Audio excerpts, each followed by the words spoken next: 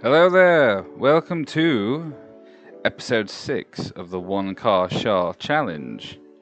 And today we're going to be taking a look at what is perhaps, and I can tell you for now, oh, for true, that the red Ferrini is thus far the best car I have used in the series.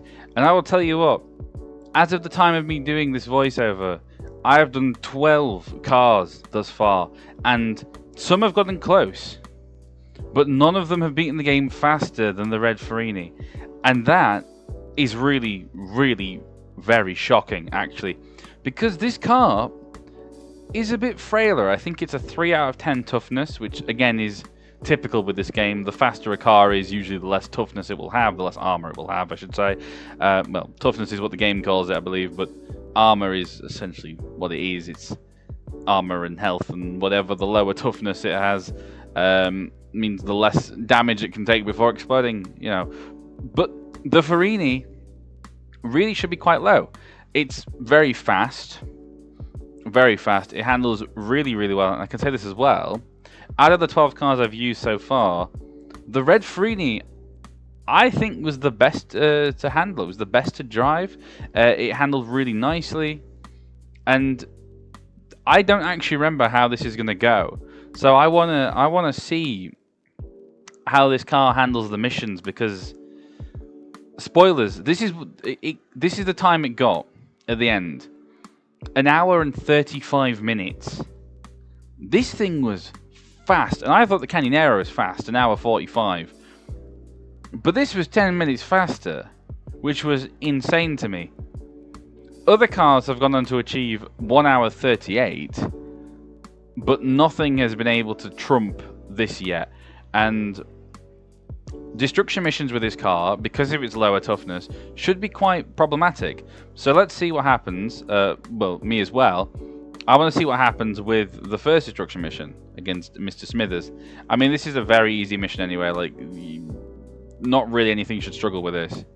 And I've actually seen much cleaner, much faster Smithers destructions with other cars I've done.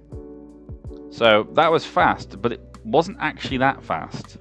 Let's skip through Flowers by Irene. Oh, of course we got stuck. Of course we got stuck. Absolutely horrendous. That's what you expect. That can happen with this mission. Just is terrible. Bone Storm. Let's skip ahead. If you're wondering why I'm skipping Flowers by Irene, it's the rubber banding of the surveillance van is just so huge that it just is absolutely ridiculous. That you basically can only lose that mission if you just don't touch the controller. That, though, is brilliant. That it got the big dick strat from the Honor Roller. Quite fitting, actually, because both cars are Bart's main vehicles, the Honor Roller and the Ferrini. So, how fortunate, how humorous. Ooh, these noodles are really steaming hot. So now let's see what happens with the Smithers race, and we're able to get through. We're able to get through the shortcut. Fantastic. Not clean. That was quite bad, but look at this. A 9-minute level 1 is the time you want to see for a really good car. That's really, really nice. And I've actually had cars that have been slightly faster. They've beaten level 1 just as the clock turns to 9 minutes. So, it's what you want to look for with a fast car, is how fast does it take to beat level 1. I've seen anywhere from 9 minutes, 10 minutes to 11 minutes. I think I've had one that was 12 minutes. And yeah, generally if it's 11 minutes plus to beat level 1, you're looking at either you're playing really bad or you've got a pretty bad car on your hands. 2-1 just is never an issue. And I can say this as well, with the 12 I've done, I've not had any issues with 2-1. I've had some pretty risky 2-1, some pretty made a mistake. But yeah, as soon as you go through the car wash, it's all fine. I've never failed it yet, and hopefully I should never have to fail 2-1. But let's see what happens. That's a big fly. Go away. Where'd it go? Did it explode in my hands? That was a huge fly.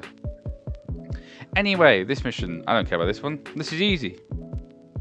Let's see how we handle the escape. Is it a clean escape? It's a very clean escape. Very, very good. And I think I was debating on running to the mission, but yeah, I figured let's just teleport. 2-3. As I always say, normally quite a tricky mission. Let's see how well the Ferrini handles it. The answer is very well, because we are we are miles ahead of the nerd car.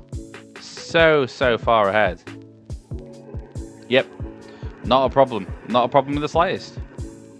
Barton Frink, we're going to skip ahead because this follow section just is, again, very boring. Very easy. The race with Snake shouldn't really be much of an issue. And, yeah, absolutely not. Look at that. We're already making so much. Oh, look at that. I don't know what the term is when you get ahead of the other racers. Advantage. We're ahead. Look at that. We're schmoving through. We slammed into a taxi and it's not even a problem. So far ahead. And no crash either. Very nice. Very nice. We've been getting a lot of crashes actually with some of the later parts I've been doing. Like the game's been crashing a lot, so I need to kind of figure that out and try and fix it and see what's going on. It might be my C++, it might be yeah, not doing so hot. This mission I doubt should be a problem. This mission has not been a problem for any car thus far. This is also the mission that I think should really never be an issue for any car because it's quite easy. The escape section, let's see. Do I do the usual trick? Yes. Yeah. Totally fine. Totally fine. We're also going to skip 2-6 because it's 4 minutes to collect 30 monkeys. If you take the route, which I always do, which I don't think I've ever shown anyone the entire route, or maybe I have by just rambling over it, you're basically fine. You're completely fine. Do have a bit of an issue. I have to jump on the top of the phone booth because the car's too small. So I imagine if I destroyed the phone booth, it would have been a little bit more problematic. I don't actually know how else you can get up there without jumping on the car. That's usually what I do. And since the game makes you buy the Mr. Plow, I keep saying the Plow King. I won't say that. The game makes you buy Mr. Plow before starting this mission. That vehicle is tall enough to just stand on top of, and you will be completely fine. Ew, it's a Beetle. Let's skip ahead to sellouts. Let's see how sellouts are going to do, because it did okay. It did okay with the first destruction mission. Now, how about this one? I mean, this also is a pretty easy destruction mission, all things considered. You can get a lot of time from it. You get time every time you destroy one of the cars. Do have to be mindful, though, of my health, because, again, this is a frail vehicle. But, how did this car get a 135? Because it's not, like, massively schmoving through. It's doing a good job. Don't get me wrong, but it's not like... That's very, very odd. I must have got loads of tricks with it. Because I've been able to get cars that have been close to a 135, but I haven't been able to beat 135. I just want to know, what secrets does the Ferrini hold? Other than just being a really, really good car. But no, I mean, look, we're actually doing, like, really, really well. Probably better with this car than most people would normally when playing the game. Although that's not saying much, because the Ferrini, I haven't said, is the level 6 starting vehicle, and we are in level 2. So, to be honest, yeah, it's looking pretty good. But again, that doesn't really matter just because it's fast. It still is a frail car. But it seems the lack of toughness is kind of almost made up for by the speed of this car. And it kind of saves it from just completely sucking ass, which is quite nice. 3-1. This race, I highly doubt it's going to be any kind of a problem at all. Yeah. Not really much of a problem at all, is it? Look, more than fast enough to win the race and to get back. Using the old trick here to reset the car there. So you'd have to do the big semicircle drive around. And pretty easy. Clueless as well should also be a very easy mission. I doubt this will be a problem in any capacity. It's just fine. Fine mission. So many shortcuts to take. And if you're really struggling, you can just run to where Millhouse is next without entering a car. It takes a long time, but the timer doesn't start until you get into a vehicle. So if you're really struggling with 3-2, which, I mean, is amazing if you are, but we don't judge. Again, I've played this game a lot of times. So my whole thing of this game is it's kind of, I see it as a lot easier than a lot of new players probably would see it as. But that's just how it is. I mean, like, you know, you play Super Mario Brothers for the first time and it's probably really hard, but it is really hard, but you'll get people who are like, oh, Mario 1's really easy. Yeah, because you've beaten it like 1,000 times. And I've just picked up a controller for the first time in my life. It's not really fair, is it? That, though, I didn't mention that, but that was impressive. That was the bonfire trick. The fast bonfire trick, and it's very, very good. And I think it's the first time I've actually been able to do it in one of these parts. So, yeah, that really helps with making the Ferrini a much faster run too. It means I haven't got to faff about with that mission. No. I do want to apologise. I have been really horrible about hit and run in some of the previous episodes. Especially the Longhorn, that was very rambly, and the Canyonero. I do apologise. And I was saying like how, oh, this game's not that hard, it's whatever. It can be challenging. I do stand by it. In comparing this to the difficulty of other games that exist, this game is not the hardest. It's not like this Boogeyman game that I think people might think it is. But it definitely can be very challenging if you're a new player. But pretty much any game is hard when you first play it. That's just kind of how things work. And that was a really, really good 3-4 actually. Really good Hellfish.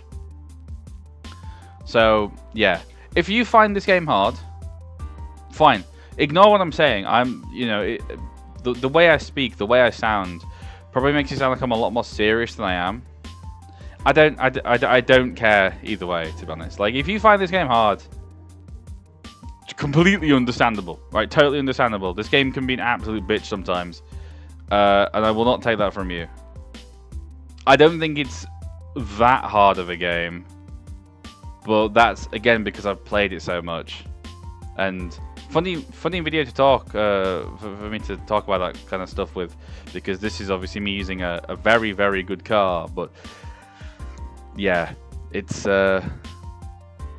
more just showing that this game isn't as hard as people might initially think it is, or perhaps that it's been portrayed as being. There's a lot of YouTubers I think who's played this game and kind of made Hit and Run seem like, as I said, a boogeyman game, like it's secretly really, really difficult. It can take a bit of time to get used to, I think, especially with just kind of, because the game is so short, the difficulty does ramp up pretty drastically at times, especially in terms of like level 5, level 6, even level 2 is a massive jump from level 1's difficulty. But you know, I've played the game too much, which is also why I'm doing this, because I feel like if I was trying to do this kind of one car SHAR challenge and like I hadn't even beaten the game before, it would be terrible. So I kind of need to have played the game quite a lot, and that's not something recent. That's like something I've been doing since I was like, what was the first time? I think I said it before. What was the first time I actually beat this game? I think I was like 14 or something, 14, 15 maybe. And now I'm a bit older than that. Not that much older, but I'm a bit older than 15. So, you know, I mean, look at that. We've got a really good limo. I didn't even mention 3.6 because we're in a fast car and it's a speed-based mission, so we're pretty fine. Pretty fine. But, hey-ho. That's the story of Hit and Run. If you find it hard, absolutely fair. It can be very annoying, but it's not that bad. It really isn't that bad. We are going to get vehicles later on, though, where I think we will definitely have a lot of challenge.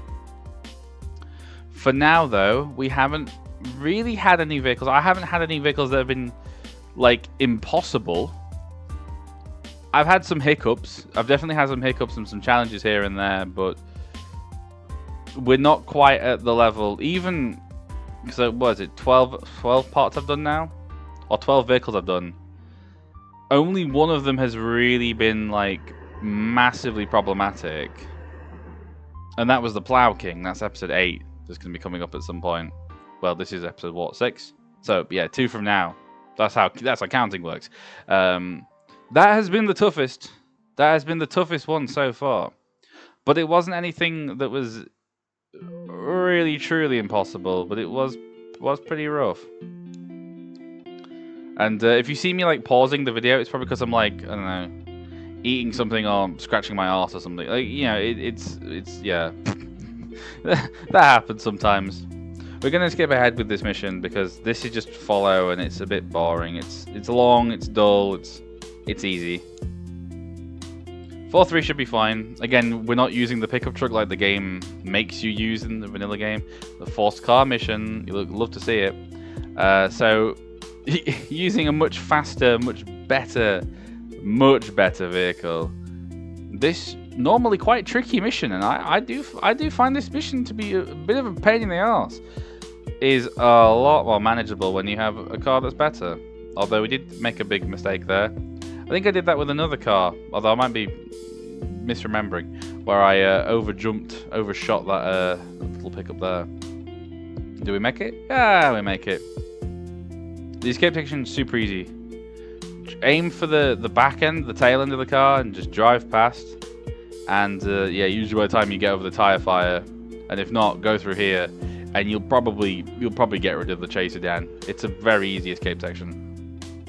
Although I can't say that because we haven't used the pickup truck, and the pickup truck is not, the Cletus's pickup truck is not coming up for quite a while. It might be episode 17, depending on how I've done it. I can't remember. I think it is episode 17. So it's going to take a while before we end up seeing that beautiful vehicle. Wait, that's not right. I can't count. 7 times 2 is not 16. Episode 15 then. Episode 15 it should be then. Yeah. God, that's bad, isn't it? I know I've been out of high school for a few years, but like, I should not be forgetting basic times tables. Speaking of basic, this mission is basically just really boring and long and not that hard. Do we get 2-cycled is the question. That is the only thing I care about. And clearly we don't get 2-cycled. Nice. Don't know what the hell happened to the family sedan for me to get 2-cycled, but yeah, I'd love to see it. Again, you won't hold that. With a lot of things that happen in this game and with these runs, I won't hold like RNG against the car itself. I won't hold a lot of things against the car. A lot of mistakes I've made over these episodes, I will 99% of the time chalk it down to just me being an idiot. Sometimes there are cases where it is the car's fault.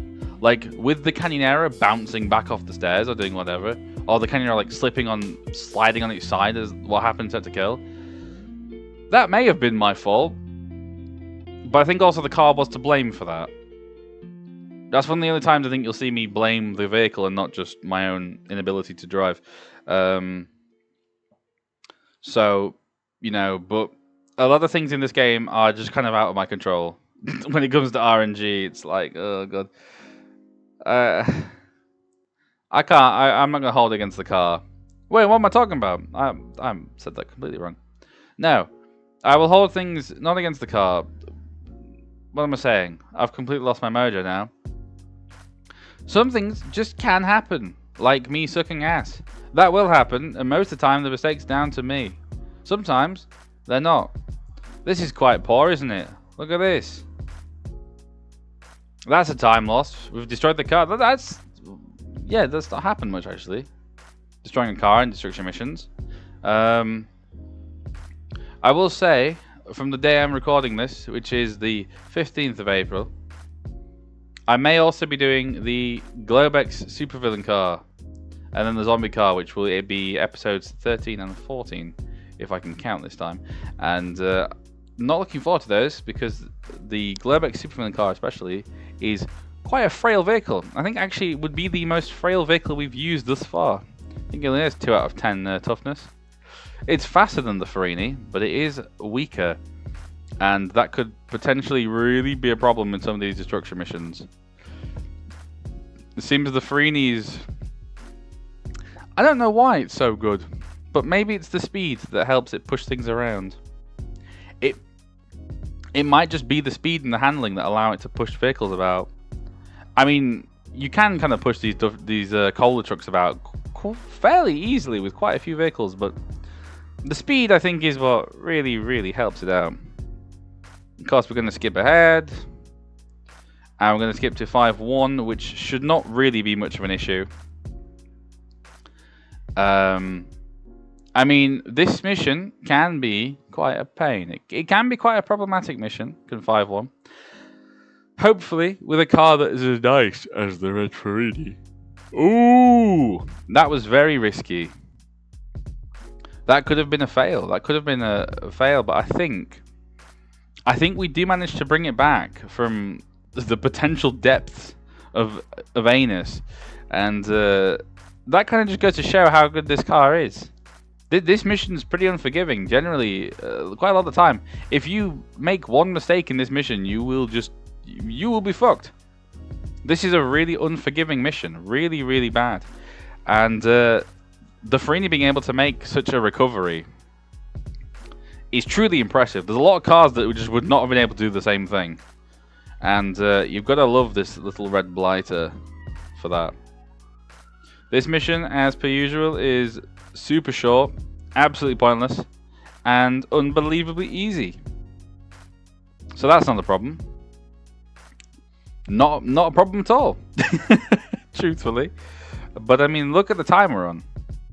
55 minutes going into 5-3 is really, really good.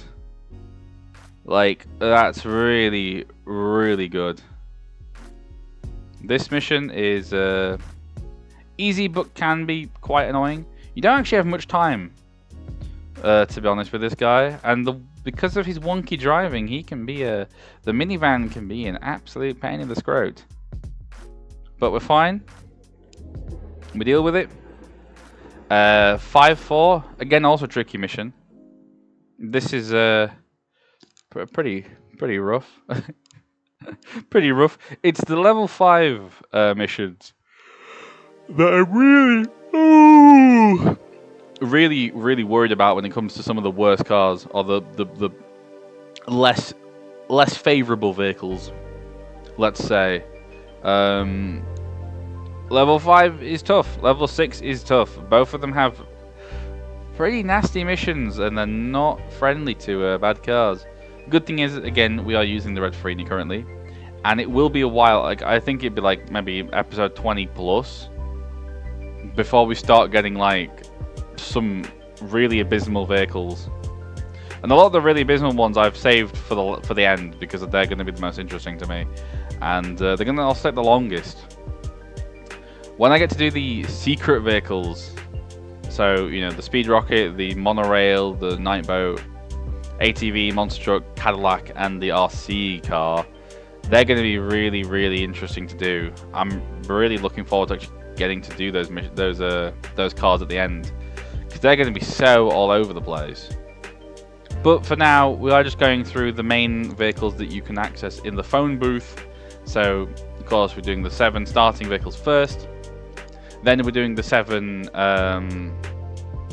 like special purchase vehicles. So, you know, the vehicles that you have to buy from a specific NPC. So, for example, in level 1 you got to buy the Plow King from Barney. Level 2 it's Mr. Plow from Homer, and so on.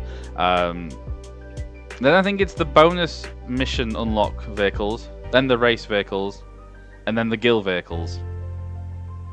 Because I think it's 6 sets of 7 cars.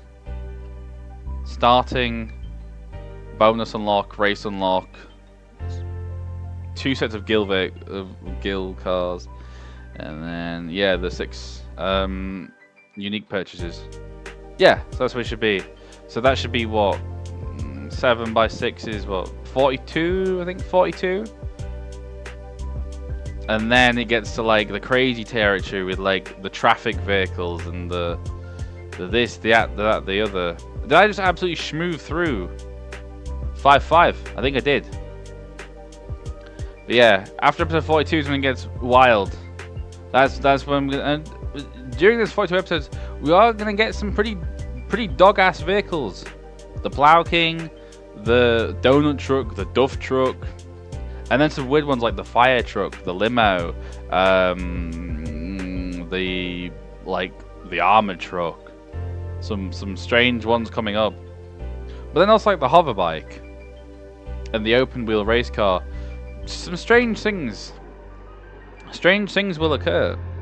Speaking of Armored Truck though, it's time for us to schmoove beyond Mr. Wiggum. We don't have to do the jump at all. We can just slide right past him. Bait him one way and then go the other way. How well do I do with the Armored Truck?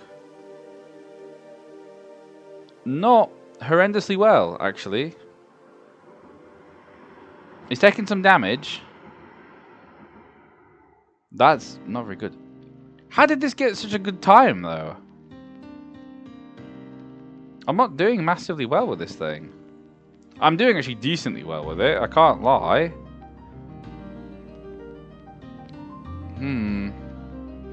Sorry, I have just rambled on absolutely nothing for about, like, 10 minutes. I do apologise. It's the nature of just trying to talk and spitball for 40 minutes. It's tough at times. Especially with cars like this where it's like, there's not really much to say. It's like, it's doing really well. It's doing unbelievably well, actually. That was a pretty good Armored Truck, to be honest. 1 lap. Under a lap. Just under, anyway. And we've got to be here anyway. This is where the next part of the mission takes place. And this section is always quite scary, especially with slower vehicles, but has yet to cause a problem. It would be really bad if it does cause a problem, because it means I have to redo the entire mission again, and Quick Cache takes a lot of time to do. 5-7 should be fine though, because this is a forced vehicle mission in the regular game, where you have to use the red Ferrini. Ooh. So let's see how well I can do 5-7. Vanilla. The answer is not massively well, but not terribly actually. Not terribly at all. One of the better 5-7s I think we've seen for a while, although I could be wrong. Don't remember how it went on the Longhorn, but that's very, very juicy. That was a very good 5-7. And yeah, here we go. Level 5 done. 1 hour and 7 minutes in, just under 1 hour and 8. Not looking too bad. 6-1 should not be a problem. You have to do it in the school bus. It's a forced vehicle mission in the regular game. And the Ferrini is not the school bus. It's a much faster, much better vehicle. So, unsurprisingly, not really going to have many problems other than the Burns armored trucks that are all over level 6 that are the most annoying thing to deal with. Because they are just these big, huge, horrible cars that will stop you dead in your tracks and do quite a good bit of damage to your car, which is not ideal. We're going to skip, I mean, really, we're going to skip like level 6 because, to be honest, it's level 6. The Red Ferrini is the level 6 starting vehicle. Of course it can do everything in level 6. Of course it can beat level 6 without any problems. There's a problem there. That's not very good. This mission's boring as fuck. I hate 6-3. I think it's the worst mission ever. I really do not like this mission. 6-4, normally a bit of a boogeyman mission for these challenges, of course is more than doable when using the Ferrini. Ooh, we didn't get him stuck there, which is, that can happen. He can escape from that. And this is great. This mission's wild to me because the Duff Truck in this mission is so fast, yet the one you actually get to use is one of the worst cars in the game. If not the worst purchasable vehicle in the game, as some people say, or some sources say, like the Simpsons Hit and Run wiki, I believe, calls the Duff Truck the worst purchasable vehicle. And it is. It's really shit. It's really bad, and it's going to take a while before we get there. It's quite a while before we get there. I think it's, remember, like episode 29 is going to be the Duff Truck. Because, of course, I've already listed everything out. And I have forgotten how many it is in total. I believe in total I have 84 cars, 86 or 84. Oh no, the usual crash before 6-5. No worries. Who cares? You're probably going to do this mission in the Ferrini anyway, because you can do it in the Ferrini. It's not really a problem. Set to kill, the game makes you buy the Globex car before you do set to kill, but I mean, set to kill is set to kill. It's hard, but we're in a good car. The family sedan was able to beat set to kill. The Honor Roller could beat it. The Malibu Stacy, the Canyonera, the Longhorn, they could all beat it. So of course, this much better vehicle than those could also beat set to kill. Not really much of a problem. Now, Gang Kudos is a forced car mission. You have to use the 70 sports car, the level 7 starting vehicle, and our episode 7 star. But this might not be too bad. I go the back route. I don't need to. I could just do the race normally because I think I'm more than fast enough. And yeah, I don't actually know if this saves really much time. I don't actually know which way is faster, doing the front way or the back way. Oh well, I win. 121 going into level 7. Not bad. And to be honest, there's no missions now that really would be much of a problem for the Ferrini. Level 7 is all about speed and precision and stuff. The red Ferrini is a fast car. It handles really well. It's safe. It's a good car. It works for level 7. It schmoves through level 7. And level 7 missions in general are, aside from the annoying thing with the nuclear waste barrels, which I have talked down a lot, but they are still really balls to deal with. Level 7 I think is a much easier set of missions than levels 5 or 6. Way easier. For the challenges as well, and just in general. Level 5 and 6 missions make me clench my arsehole a little more tightly than missions doing level 7. The only reason my butt cheeks would clench in level 7 is if I'm going to crash into a wall when I'm holding the nuclear waste. And that happens quite regularly, to be honest. I'm not very good at that. But follow mission, the Black Ferrini of course gets stuck because the AI drives way too fast and just crashes into walls and gets just trapped, which is really obnoxious. 7-3 can be done. We'll watch 7-5. This mission is easy as hell. We've already escaped the Black Ferrini, and now it's just 1 minute and 10 whatever to drive to the power plant, which is more than doable. Climb up the bastard, and the final missions ensue. So yeah, just take it slow, because you kind of can, because you're in a fast car and you have enough time to play with. Do the reset trick where you make the camera look backwards and then release to let it go forwards again, and it can it resets the traffic, resets the pedestrian traffic as well, only if you're a certain distance away, but it can be very useful when getting through areas like the trailer park or the port in level 3, level 6. But yeah, that was that's 7-5 done. Easy. Not really a problem. Here comes 7-6, Autopsy Part 2. And the only difference with this mission is you have 5 seconds less to get back from the power plant. And there's also a very easy escape section, which is basically about as hard as it was in 7-4. So yeah, not really much of a problem, to be honest. Skip ahead to when we have the nuclear waste. We'll skip ahead just a little bit more. So nothing really happens, I imagine, unless I've skipped something in those 30 seconds where it's like, oh my god, a giant dinosaur wipes his bollocks on the screen. It's like, cool. That's not changed anything because we're still going to win. Not really much of a problem. And then after this is the infamous 7-7 Autopsy Part 3. And yeah, when you're not using something that controls like absolute slippy arse like the World War II rocket, and you're using something that handles very nicely like the red Ferrini, this mission is pretty pleasant. Where I don't know how I managed that. I don't know how. I'm shocked. I'm speechless. Actually, I don't know how. I genuinely am. I don't know how I managed to do that. Oh my god! Didn't that happen with one of the runs, the challenges? Was it Donut Truck or was it Speed Rocket where I got stuck down there? Oh my goodness! But yeah, hopefully we can get hit and run and get rid of that before we have to deal with the nuclear waste. Or am I gonna Billy Big Balls it? I'm Billy Big Balls in it. Oh my god. That's very, very brave of me to be doing this with such a high hit and run. Because if those hearses crash into you, both the Hallow hearses on the street, the black and grey hearses, or obviously the flame hearses for the coppers, if they crash into you, you are taking a lot of damage and you're also losing your nuclear waste. That section there is stupidly easy. Just drive aiming at the left and slow down a little bit so you can kind of, because always crash to the left and then veer off to the right.